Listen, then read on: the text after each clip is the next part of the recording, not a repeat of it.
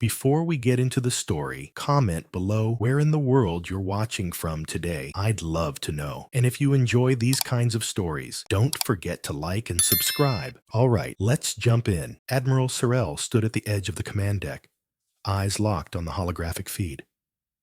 The convoy was gone. No distress signals, no black box recovery, just static. One moment, 30 ships escorting diplomatic cargo across the Karsus corridor. The next, silence. "What's that?" murmured the navigation officer, pointing at a new contact on the map. No transponder, no name. Just a dark, fast shadow moving straight toward them. "Is it scavengers?" someone asked. "No scavenger moves like that." The ship wasn't broadcasting any ID. It had no heat signature. The systems didn't even recognize it as real. Yet there it was, closing distance fast, like it wasn't flying through space, but cutting through it. Cyril's voice was low, steady, visual. The screen blinked.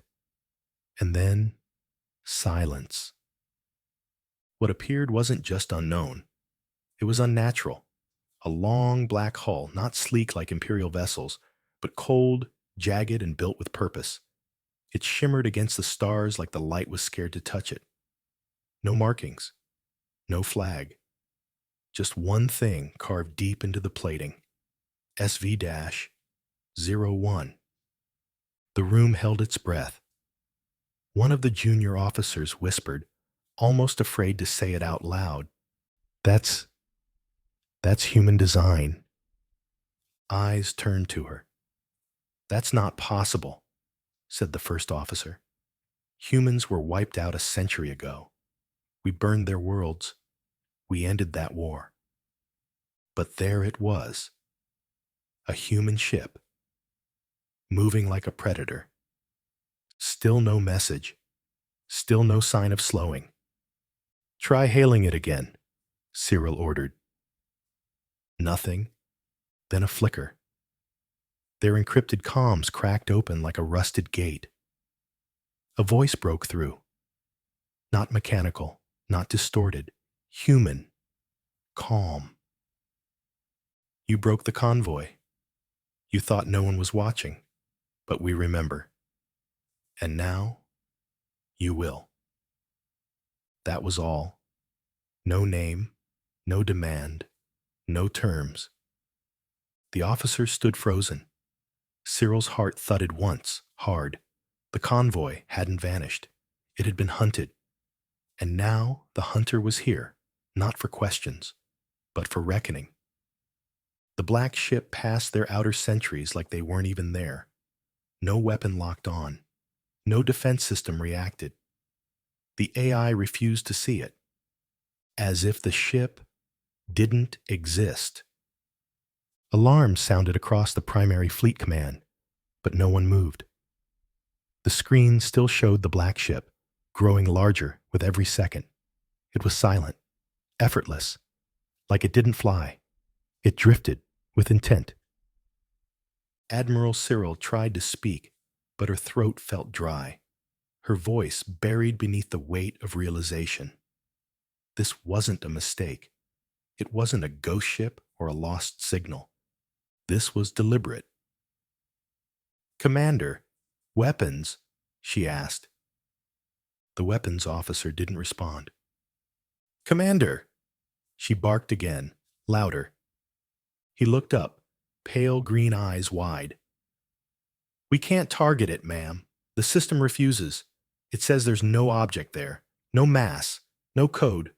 The targeting AI just won't engage." She turned to the communications tech. "Then lock onto its signal. Get me anything.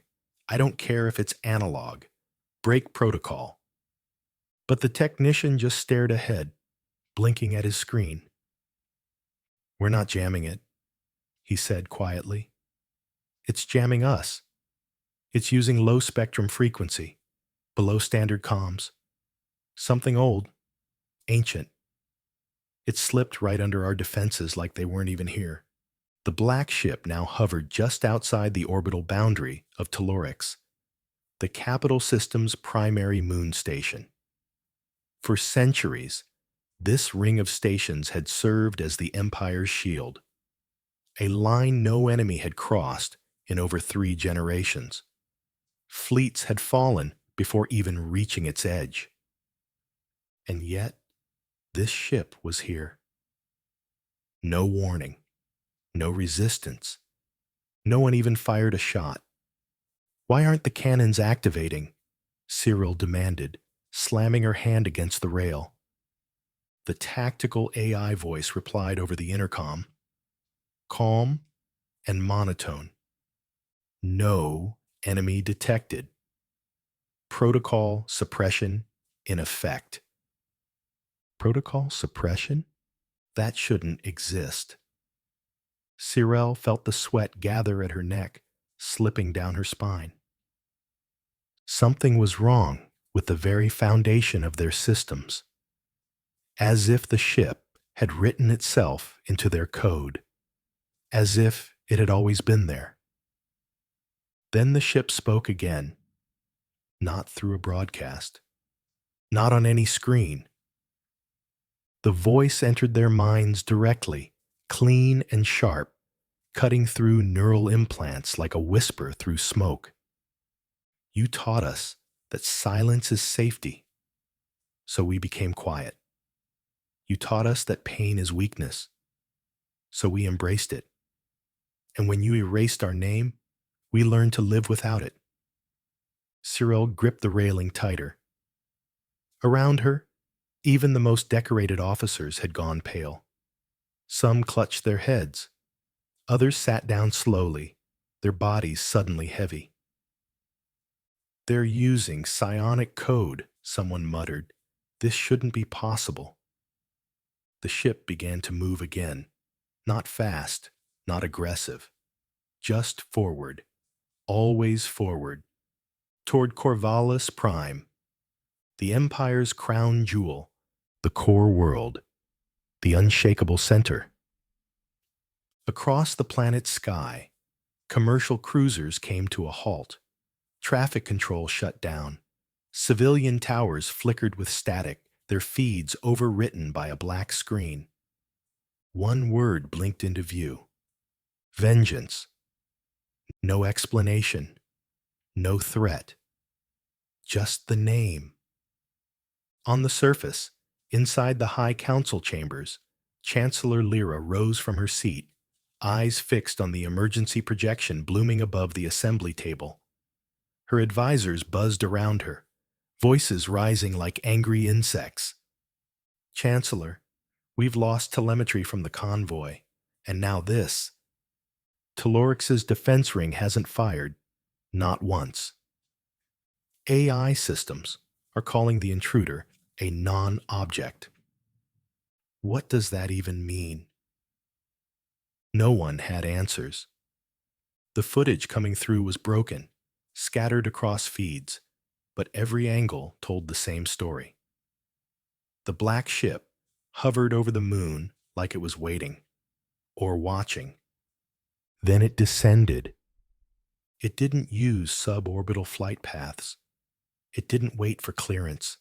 It simply slipped through the planetary defense web like it wasn't even real. The Chancellor's personal guard surrounded her, armor glinting in the red light as alarms spread through the Capitol spires. "How close is it?" she asked. "Atmosphere breach in 30 seconds. "And what's it doing?" The general looked up from his feed. "Nothing," he said. "It's slowing down." That was worse. Every war the Empire had ever fought began the same way. Aggressive strikes, fast, loud, obvious. That was how enemies operated.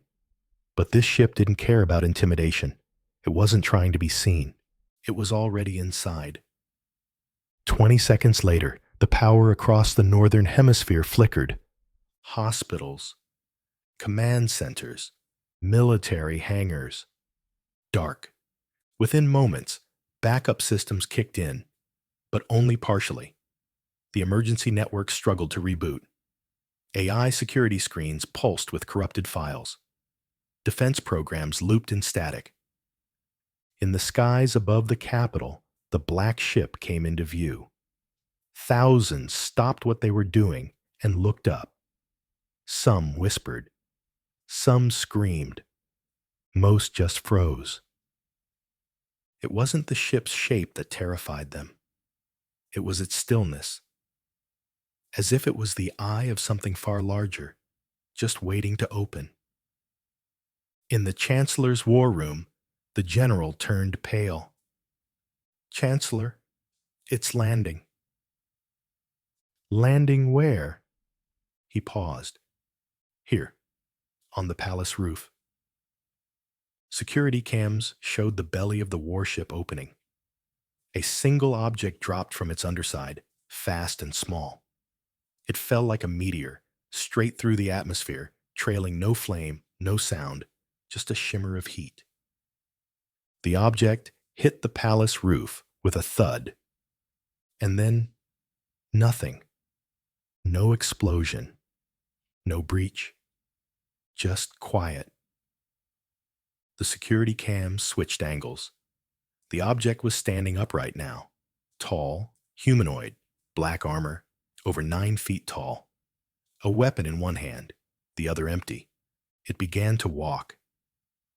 Every time it took a step, the cameras cut out, until one stayed on just long enough for it to look straight into the lens. The helmet glowed faintly, and a voice came through, not from the speakers, not from the comms, but directly into the Chancellor's mind. "You erased the convoy. Now we erase your memory of peace." She stumbled backward. "Deploy the Iron Guard," she shouted. The general didn't hesitate. 12 war machines, each the size of small tanks, activated from beneath the palace's lower vaults. They were the final failsafe, built during the rebellion years, programmed to obey only the Chancellor herself. But as they marched to the upper levels, the power flickered again. The Terran unit, if it was even human, was already 2 levels down, walking with quiet, relentless precision. "It's hunting us," someone whispered. No one replied. Not yet. But the Empire had just learned what it felt like to be on the wrong end of history. And the hunt had only just begun. The Iron Guard marched in perfect sync, heavy metal steps echoing through the palace corridors like war drums. Each unit was equipped with fusion lances, shield emitters, and layered neutronium armor. They were designed to neutralize uprisings, crush riots, and match brute force with overwhelming precision. They had never failed. Not once. But they had never faced a ghost. The Terran figure was already inside the council spire, walking without sound. It didn't sneak. It didn't rush. It moved like it owned the space, as if time itself had bent around its presence to let it pass. In one hand, it carried a weapon, ancient, matte black, no visible energy source. In the other, nothing but a clenched fist, armored and scorched.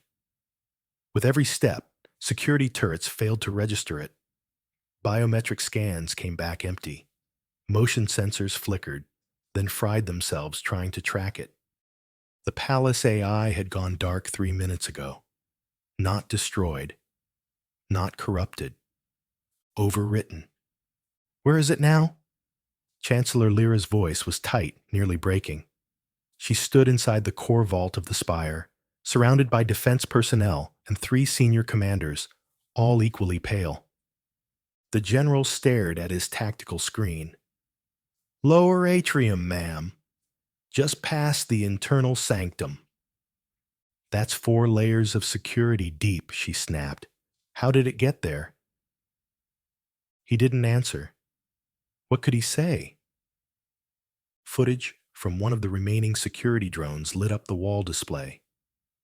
For a moment, the room watched as the Terran figure entered a vast marble corridor. 10 guards were posted inside. They raised their rifles, fired. The figure didn't dodge. It walked through the fire. Blaster bolts slammed into its armor and fizzled into steam. One guard tried to flank, charging with a fusion blade. He got within 6 feet before he was backhanded into a wall. Bones snapped before he hit the ground. The footage glitched. Then it cleared. The Terran stood alone. 10 bodies on the floor. One hallway closer to the vault. And still, no one knew its name.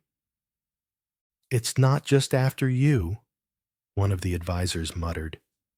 "It's after what we are." Lyra turned sharply. "Don't be dramatic."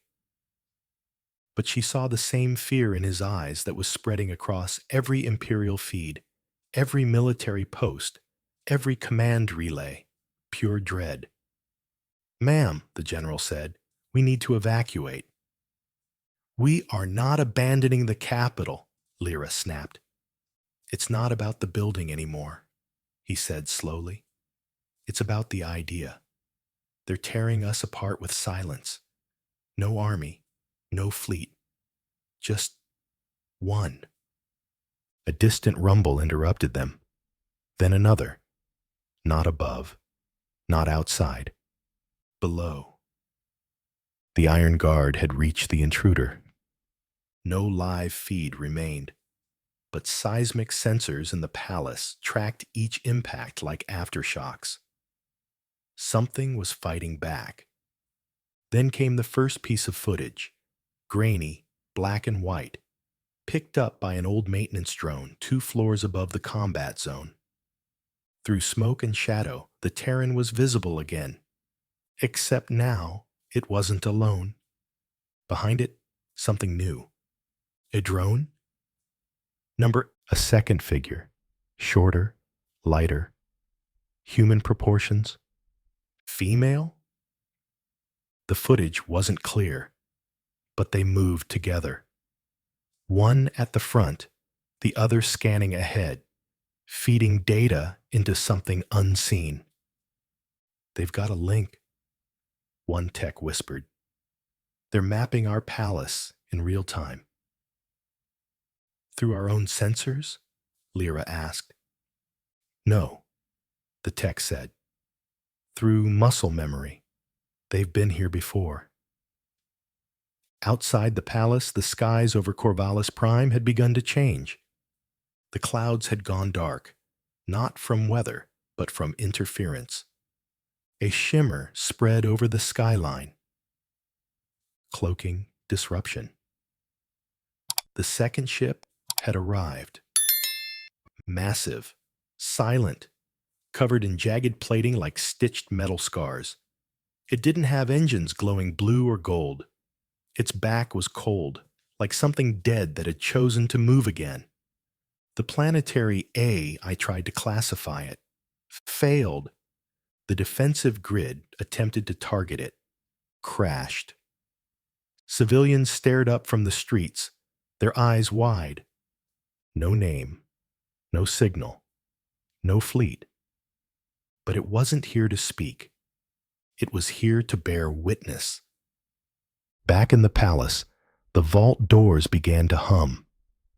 They were built from reinforced Trion alloy, capable of withstanding orbital blasts with internal dampeners against psionic attacks. But even they began to tremble, just slightly. The Iron Guard hadn't stopped the intruder. And now it was at the Chancellor's door. "Final lockdown," Lyra ordered, her voice rising. The general was already inputting the sequence. 12 countermeasures activated. Plasma barriers, null fields, sonic disruptors. Every defense the Empire had ever designed was now pointed at one individual. It wasn't enough. A new voice rang through the vault. not spoken, transmitted, direct to every implant in the room. You erased our convoy. You called it a containment breach, a salvage failure. The lights flickered. You silenced our people, buried our records. You built your empire on forgetting. The vault wall bent, physically bent, like a hand was pressing it from the other side. But we never forgot. And now, a pause. Then the voice returned, heavier, personal. Now, we take your memory. Inside the chamber, Lyra backed away from the door, stumbling over her own feet. "What does it want?" she whispered. No one answered her, because deep down they already knew. The Terran hadn't come for negotiations. It hadn't come to destroy the capital. It had come to remind them of what they did, of who they killed, of what they started. And the vault door was starting to crack. The vault groaned again, louder this time. Metal strained against unseen pressure. The sound wasn't like an explosion or the scream of a battering ram. It was deeper, slower, like something ancient waking from a long dark sleep and stretching. Chancellor Lyra stood frozen, her hand hovering over the emergency override panel. Her advisors had backed away, some whispering frantic prayers in dead dialects, others gripping pulse rifles with trembling hands.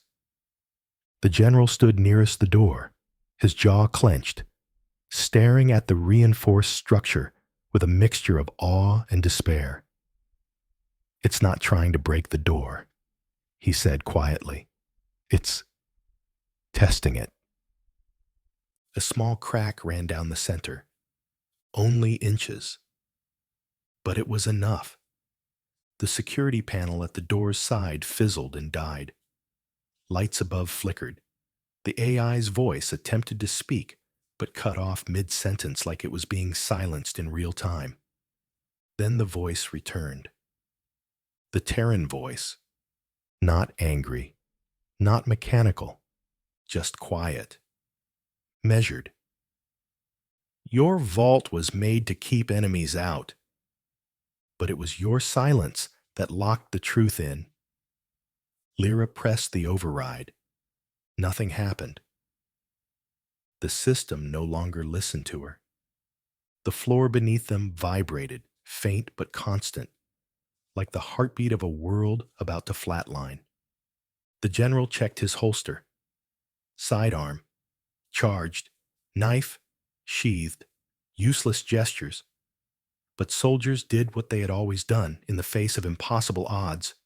They moved forward anyway. One of the advisors cracked. "We should run. There are access shafts, underground." Lyra didn't even look at him. "And go where?" "This is the heart of the Empire. If we fall, everything does." Another voice, softer, from a corner of the room. A communications officer, barely out of academy age, cheeks streaked with tears. What if that's the point?" All eyes turned to her. She didn't flinch. "What if it's not here to conquer us?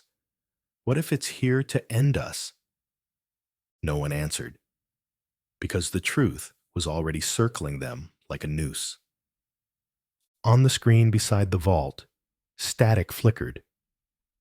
Then a visual emerged, grainy, corrupted, but recognizable. A symbol, blue and white, a globe, a ring, the old insignia of Earth. The image was burned, torn, its surface cracked by age and ruin. But it pulsed. A heartbeat, a memory, and overlaid, in Terran script that hadn't been seen in 100 years. We are still here. Lyra felt her knees weaken. This wasn't just revenge, it was resurrection. The Empire had spent a century silencing the past, rewriting history, purging entire archives. Children were taught the Terrans destroyed themselves, that Earth collapsed under its own chaos. But now the truth was stepping through the cracks they left behind. The vault door groaned again, metal curling inward like paper in fire. From the other side came a sound, not footsteps, something slower, deliberate, a dragging, like metal against marble, like a blade too heavy to carry, scraping with every step. The general's eyes flicked to the camera feed. One remained active, hanging by a thread from the inner corridor just outside. The feed blinked again, then cleared. The Terran was there, closer than before. Its armor wasn't sleek like Imperial exosuits. It was battered, scarred. Parts of it were charred black, others etched with faded names and scratched-in symbols. Its face was a mask, expressionless, inhuman. But its posture, its presence, screamed of pain carried too long. And in its hand, dragging behind on the stone floor, was a weapon. Not glowing, not sleek. A kinetic hammer. An ancient Terran siege tool. From before plasma. From before AI wars. From the days when humans cracked tanks open with weight and will alone. It had brought a relic from the past to shatter the Empire's future. Inside the vault, no one spoke. They simply listened as the hammer drew closer. Clink, clink, clink. A long pause. Then a voice, not through comms, not through implants, through the walls. You taught us pain, so we learned patience. Another groan. The door bowed inward. You taught us silence, so we listened. Dust rained from the ceiling. You taught us what it meant to be erased. A final shudder. Now we return the favor. And with that, the vault gave way. Not exploded. Not torn. Just opened. Like it had been waiting to fall. Light poured through the crack, searing red and white. Smoke and static drifted in behind it, followed by a silhouette. Tall. Silent. Terran. The hammer scraped once against the floor, then stopped. The figure stepped forward. The general raised his weapon. "Hold your fire," Lyra snapped, voice sharp with something between command and surrender. The Terran stepped into full view, 9 feet tall, armor humming faintly. 2 white letters barely visible beneath the soot on its chest plate. SV. Vengeance, Lyra breathed. The Terran turned its head slightly, as if acknowledging her. But it didn't speak. Instead, it activated a small device in its gauntlet. The room went black. Then light returned, not from the walls, but from holograms now flickering to life around the room. Glowing blue records, visuals, footage, all in Terran standard. Children crying under storm clouds. Cities burned from orbit. A blue world dying. And a voice played beneath it all. Not the Terran in the room, but another. Archival. Calm. Quiet. If you're hearing this, we didn't make it. but you did. And if you made it, make them remember. Every Imperial in the room stood frozen, the weight of the broadcast sinking deep into their bones. Then the Terran moved again. It walked past them, past the Chancellor, toward the center of the vault, where the Imperial seal pulsed in gold. And without a word, it lifted the hammer and brought it down. The seal shattered, and in that moment, something shifted in the air. Not fear, not fury, grief. Like the soul of a dead planet had finally wept. The hammer strike echoed like a thunderclap through the vault, and the Imperial seal, once considered sacred, untouchable, eternal, split apart in a flash of golden shards. It didn't just break.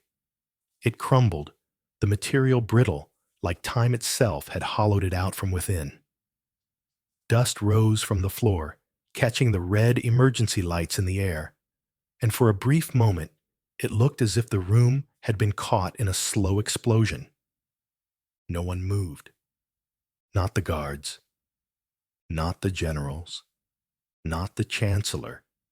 Lyra stared at the shattered symbol, breath shallow, the realization carving into her chest like a blade. That seal had once been a symbol of unity, of dominance, of peace through order. Billions had saluted it. Entire planets had bent the knee to it. Now it lay in ruin beneath the boot of a species they had erased. The Terran lowered the hammer. It made no speech. It offered no terms. Instead, it stepped back, and the holograms it had summoned shifted. The footage of Earth's last days gave way to data. Imperial memos, internal logs, classified footage, reports from commanders, broadcasts once locked behind red code encryption, the kind no civilian, no citizen, no one outside the high command had ever seen. The truth was bleeding into light. Jara conflict logs, casualty breakdown, civilian strike orders, radiation patterns consistent with extinction protocols. Each hologram hovered in the air, scrolling on autoplay. The room filled with voices, imperial voices, orders given with cold, calculated logic. Target confirmed. Orbital school facilities. Suppress future population regeneration. Deploy final radiance across agricultural zones. Starvation is statistically efficient. Subject humanity is no longer recognized as a sapient species under Article 7. All non-combatants fall under biological deterrent classification. The generals turned pale. One stumbled backward, bile rising in his throat. This was never meant to be seen, not by the public, not by their allies, not even by their successors. These weren't the messages of warriors in a just war. These were confessions from architects of genocide. The Terran turned its visor toward them. Still, no words, just presence, as if to say, "Look at what you were." Then the room's implants buzzed, all at once. A system-wide alert pulsed through every neural network tied into the Empire's infrastructure. Screens flickered, civilian networks blinked, relay towers activated across occupied sectors, and the Terran footage hijacked them all. Every soldier, every citizen, every child, across 1,000 worlds. They all saw it. The old Earth. The orbital bombardments. The Terran cities falling under skies scorched by fire and radiation. The panicked final broadcast of Earth's planetary governor. To any Terran who finds this, they offered peace. They came with false smiles. We gave them our trust, and they erased us. If you survive this, make them remember." And then the camera cut to silence. For a moment across the Empire, nothing moved. Entire planets fell still. Traffic stopped mid-sky. Meals went cold in untouched kitchens. Entire lecture halls stood paralyzed as students stared at screens, now burning with the memory of a world their history had deleted. The lie was collapsing. And with it, the Empire's grip. Back in the vault, the general stumbled toward the wall. He reached out as if for support, then caught a reflection in the polished metal. His own face. Next to the Terran's towering shadow, he saw not a soldier of honor, but a man preserved by cowardice. "We thought you were animals," he muttered aloud. The Terran didn't respond. Lyra lowered her eyes to the seal again. She crouched, slowly, and picked up a fractured piece of it. The edge was sharp. It drew a line of blood across her palm. "Why now?" she asked quietly. "You had a century. Why wait?" The Terran finally spoke. Not to her. Not to anyone in the room. To everyone. The implants buzzed again, and the voice echoed across every star system, every satellite feed, every screen. Because we weren't ready to speak. A pause. Not until we could speak loud enough to be heard on every world you poisoned. Across the stars, in distant mining colonies and overgrown cityscapes, in noble courts and refugee slums, people listened. You didn't just kill Earth, you made sure it couldn't be mourned. You taught the galaxy to forget us, but forgetting is a wound, and wounds remember. Lyra stood, hands shaking. "What happens now?" The Terran tilted its head slightly. A signal blinked from its forearm. The image changed again. This time, it wasn't Earth. It was the Empire. Not its capitals or symbols, but its cracks. Footage of uprisings, border world revolts, peacekeepers removing insignia, AI clusters going silent, entire fleets going dark. You ruled with fear, and now your people see what you feared. One final broadcast cut through. A screen filled with maps, sector by sector, blinking red. Every corner of the Empire where rebellion had sparked, where silence had been replaced with fire. And then, a phrase scrawled in Terran glyphs across every device, translated in every tongue. You are not fallen. You were never whole. The broadcast looped, not once, not twice, endlessly. The Terran turned away from the shattered seal. It left the vault without another word, the hammer still dragging faint sparks across the floor. No one tried to stop it. No one dared. They hadn't been invaded. They had been revealed. And in a galaxy where truth had been buried beneath 1,000 lies, there was no weapon more powerful than a story remembered. Across the galaxy, the broadcast continued to loop. In marketplaces on distant moons, crowds gathered around holoscreens once used for propaganda. Now, they showed a very different message. Children of Earth coughing under blackened skies, oceans boiling, cities crumbling under orbital fire. In the mid-ring colonies, soldiers turned off their weapons and stared in silence. For generations, they had been told that Earth was a myth, that the Terrans had brought war upon themselves. But the images burned that lie away.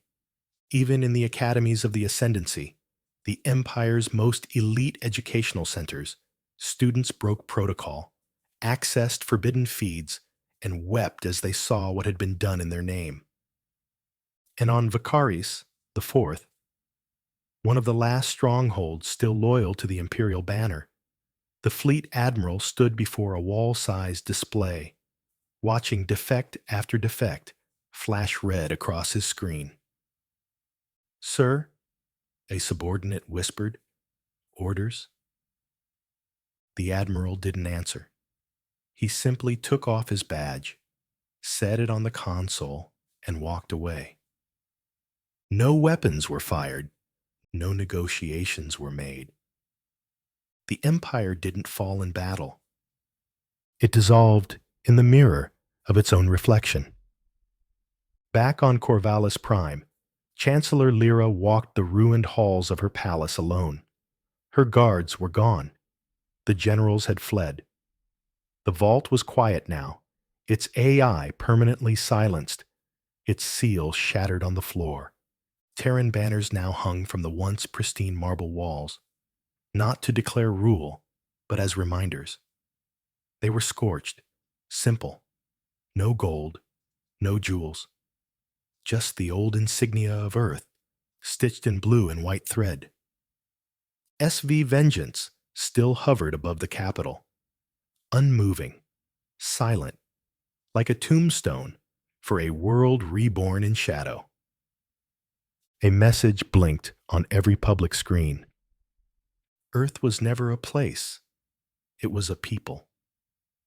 Outside the palace gates, crowds had begun to form, not with pitchforks or weapons, but questions. Civilians stood in silence, uncertain, watching the Terrans walk among the ruins, not as conquerors, but as witnesses. They repaired systems, freed data archives, released sealed documents. They didn't give orders. They gave truth. On the Outer Rim, pirate bands who once served the Empire turned on their captains. Resistance cells once thought disbanded reactivated, now armed with proof, not just hope. Rebellions no longer whispered. They shouted. In the core sectors, the media collapsed under the weight of hacked records, rewritten stories, and real-time exposure of the Empire's worst crimes. Governors resigned. Nobles fled. Entire systems declared neutrality overnight, tearing down Imperial banners like they were infected cloth. The Empire's spine was broken not by force, but by memory. And Earth had returned to be the surgeon. Days passed, then weeks. Then the message stopped. The loop ended. Screens went black. The ships above Corvallis dimmed. And the Terrans began to leave. Not because their mission was finished, but because their presence no longer needed to speak. They had planted something deeper than fear, understanding. Inside the ruins of the Imperial Council chamber, Lyra sat alone.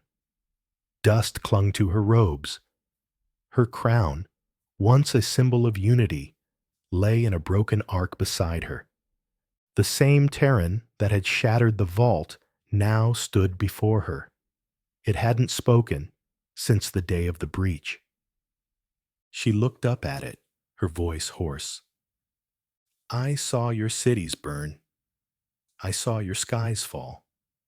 I helped erase your name from the archives." The Terran didn't move. "I thought you came here to kill me," she added. A beat. Then the voice came.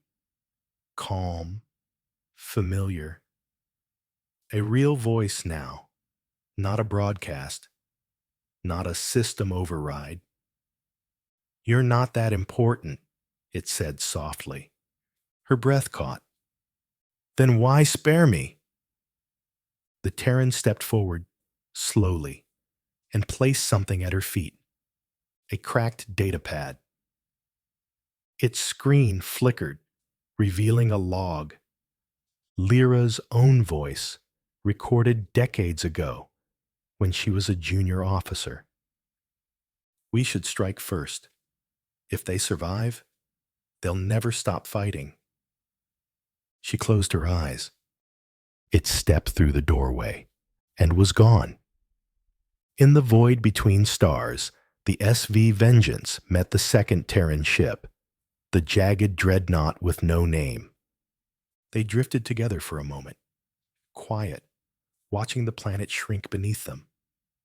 Then both ships activated silent drives, faded from visual range, and vanished into deep space. No destination broadcast, no promises made, because the message had already been delivered, and the galaxy had already changed. Weeks later, in a neutral sector once labeled Outer Waste Zone 9, a child found a device in the sand. It looked like a broken comms unit, cracked and scorched. She brought it home. Her father, a former Imperial comms engineer, repaired it. When it blinked to life, a message played. A simple one. From a voice they didn't recognize, but somehow felt like their own. You don't have to fight like us. You just have to remember, because forgetting is how they win. And in the corner of the screen, faintly glowing, the Earth insignia pulsed once, then faded.